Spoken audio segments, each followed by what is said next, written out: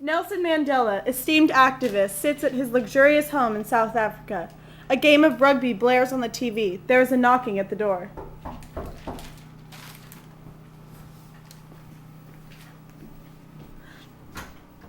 Biko, my friend. Come in.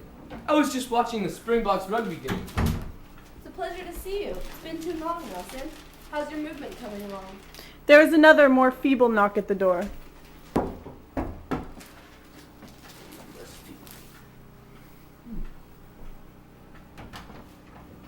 Gandhi?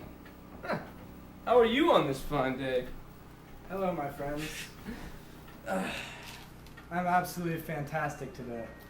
I was just remembering the great successes of my Salt March in 1930. That march inspired us all. Yeah, I still can't believe you got anywhere with that Satyagraha mumbo jumbo. It does take patience, Nelson. You have to understand that an eye for an eye makes the whole world blind. South Africa was a difficult country to liberate. The Afrikaners would not relinquish control. They had no problems abusing the rights of our people.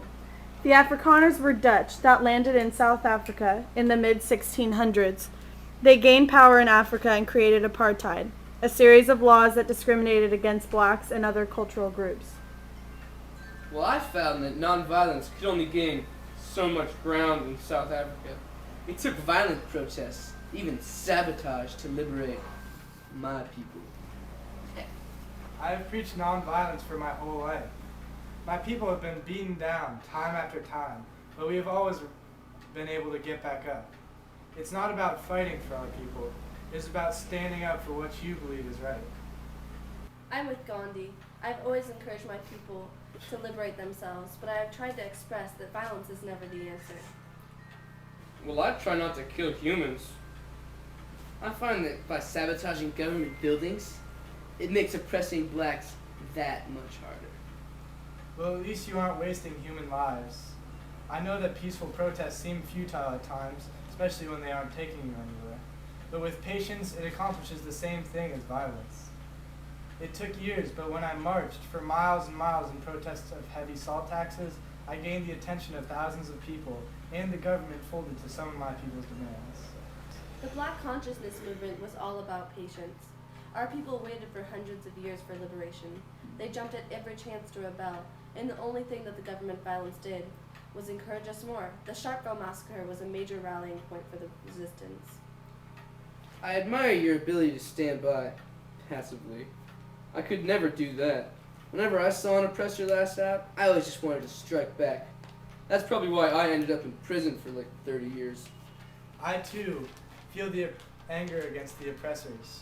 I struggled to keep my composure at times, but I always managed to find a peaceful outlet for my frustrations.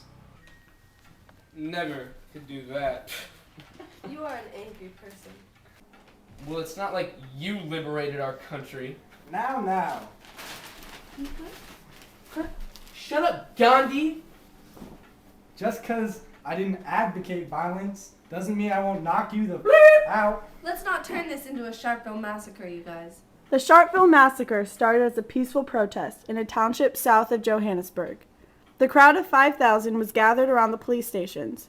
The crowd, armed at most with stones, pushed over a police officer. The officers responded by shooting into the terrified crowd, killing 69 and wounding 186 people. A terrible day indeed. So is violence really the answer? Maybe so.